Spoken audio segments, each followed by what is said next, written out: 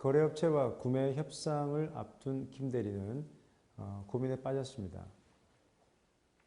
과연 상대 업체가 어떤 정도의 대안을 가지고 있는지를 파악을 할 수 있으면 협상을 좀 세게 나갈 수 있는데 상대방이 어떤 대안을 가지고 있는지를 좀 정확히 확신이 없는 그런 상태입니다.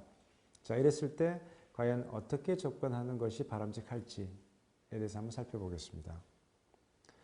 우리가 협상을 하면서 배트나 대안이 있다는 것은 협상력을 아주 강하게 만들어주는 좋은 요소가 된다는 것은 우리가 배웠는데요.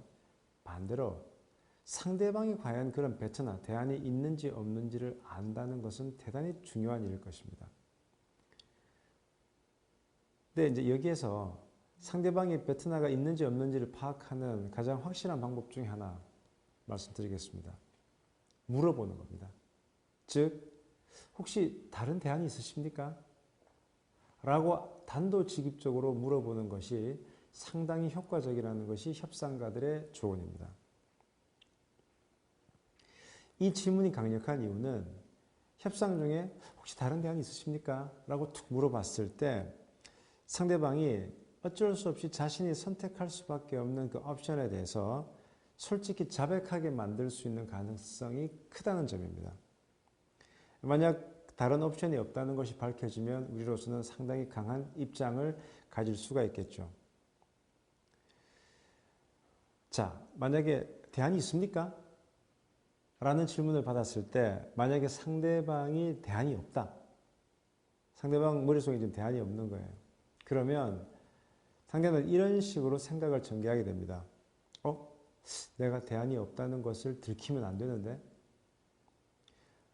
괜히 거짓말 했다가 과연 그 대안이 뭐냐? 하고 물어보면 내가 대답할 수가 없을 거야. 그러면 내 도덕성에 좀 치명타를 입게 되는데? 그리고 내가 이 대안이 없는 상태에서 괜히 상대방을 이렇게 거슬리게 하면 협상이 결렬될지도 몰라. 그리고 지금 내 상황에서 이것저것 가릴 처지가 아니야. 차라리 솔직하게 말하자.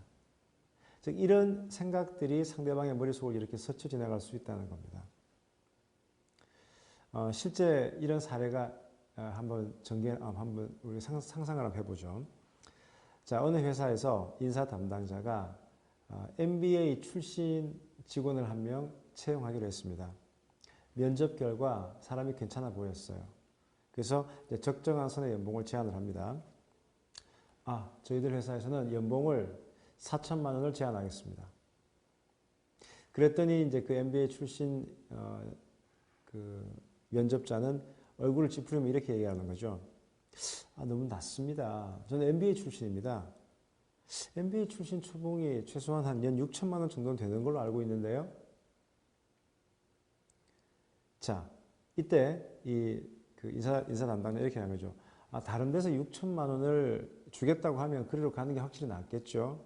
근데 그 다른 대안이 있습니까? 라고 단도직입적으로 물어보는 겁니다. 상대방은 좀 당황하면서 아직은 없는데요. 자, 이런 식으로 상대방이 대안이 없는 상태에서 대안이 있냐라고 아주 강하게 물어보게 되면 상대방은 순간적으로 거짓말을 못하게 됩니다. 즉 이렇게 상대의 불리한 처지를 부각시킴으로써 빠르고 단호하게 협상을 결론 지을 수가 있습니다. 상대 입장에서도 MBA 출신들은 한 6천 되지 않습니까? 라고 이런 추상적인 통계가 아니고 자신의 진짜 처지를 다시 한번 생각해 보는 계기가 될 수 있습니다.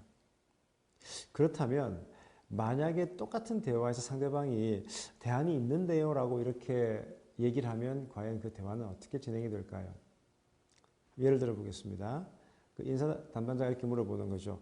연봉은 저희도 4천만 원 제안하겠습니다. 그랬더니 그 입사 희망자는 너무 낮습니다. 저는 MBA 출신인데요. MBA 출신 초봉이 한 6천만 원은 되지 않습니까?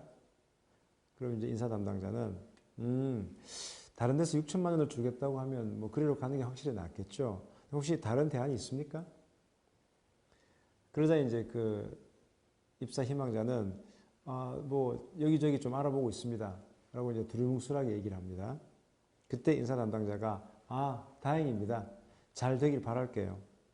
하지만 우리 제안은 이틀 동안만 유효합니다. 그 안에 연락을 주십시오. 만약에 연락을 안 주시면 저희들도 다른 분을 채용하겠습니다. 감사합니다. 이렇게 상대가 어정쩡한 대안을 둘러대면 우리가 가진 대안을 강력하게 제시하는 것으로 반격할 수가 있습니다. 이처럼 다른 대안 있습니까? 라는 질문은 협상을 신속하게 진행시키는 효력이 있습니다. 자, 그러면 반대로 상대방이 우리에게 다른 대안이 있습니까? 라고 이렇게 단도직입적으로 물어볼 때 우리는 어떻게 대응을 해야 될까요? 그나마 가장 무난한 것은 뭐 이것저것 여러 가지 지금 대안이 있습니다. 라고 막연하게 대답하는 겁니다. 이렇게 대답하면 노골적으로 내가 대안이 없습니다. 라는 것을 인정하는 것도 아니고 이제 임기응변으로 상황을 모면할 수는 있겠죠. 하지만 설득력은 떨어질 수가 있습니다. 물론 이제 가장 좋은 방법은 다른 대안을 자신에게 열거할 수 있도록 준비된 대답을 하는 거겠죠. 네. 연봉 5천만 원에 채용하겠다는 곳이 있어서 현재 협상 중입니다. 근데 이제 이것을 아주 완벽하게 거짓말로 할 수 있는 것이 아니라 그러면 최소한 이런 대안을 만들기 위해서 노력을 해야 되겠죠. 하지만 그 과정은 쉽지 않을 겁니다. 실제 제가 협상을 해보면 질문을 던지는 것이 상당히 중요합니다. 성향 자체가 아주 뭐랄까 예의가 바르고 그 다음에 스스로가 그 자기의 어떤 발언권을 제한하시는 그런 분들이 계세요. 그런 분들은 내가 이런 질문을 하면 상대방이 좀 혹시라도 불쾌하지 않을까 이런 것들을 너무 미루어서 짐작하고 너무 미루어서 배려하는 그런 분들이 계신데 협상 현장에서는 너무 그렇게 상대방을 배려하고 조심하는 것이 오히려 불리합니다. 최대한 많은 정보를 상대방으로부터 얻어내는 것이 중요한데 우리가 가만히 있는데 상대방이 그 질문에 대한 우리의 답을 하지가 않겠죠. 그러니까 상대방에게 툭 이렇게 질문을 던지는 것은 상대방으로 하여금 이렇게 허를 찔리게 하는 거죠. 즉 상대방이 준비가 안 된 상태에서 갑자기 질문을 받으면 이 거짓말을 꾸며내기가 쉽지가 않아요. 그리고 뭔가 내가 의도적으로 대답을 하지 않으려는 그런 자세를 보이는 것은 내가 뭔가 숨기고 있다는 것을 상대방에게 보여준다. 이런 불안감이 있기 때문에 의외로 이 질문에 대한 답을 할까라는 싶은 생각이 들어서 질문을 해도 상대방은 답을 하는 경우들이 많이 있습니다. 그래서 당신에게 과연 나와의 협상이 결렬될 경우에 다른 대안이 있느냐?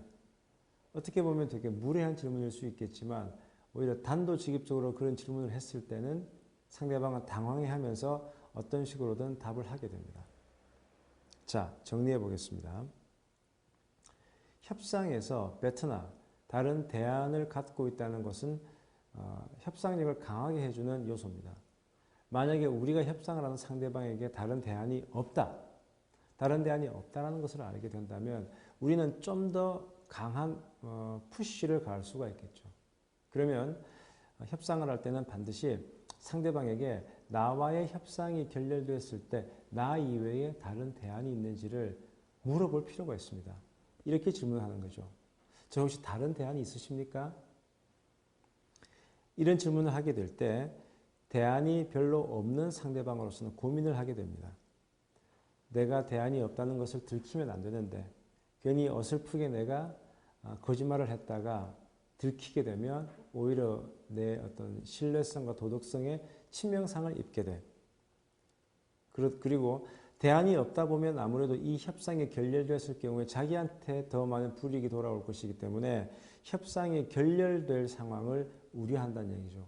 이런 생각들을 막 머릿속에서 하다 보면 자기도 모르게 자기가 대안이 없다는 것을 얘기를 하게 됩니다.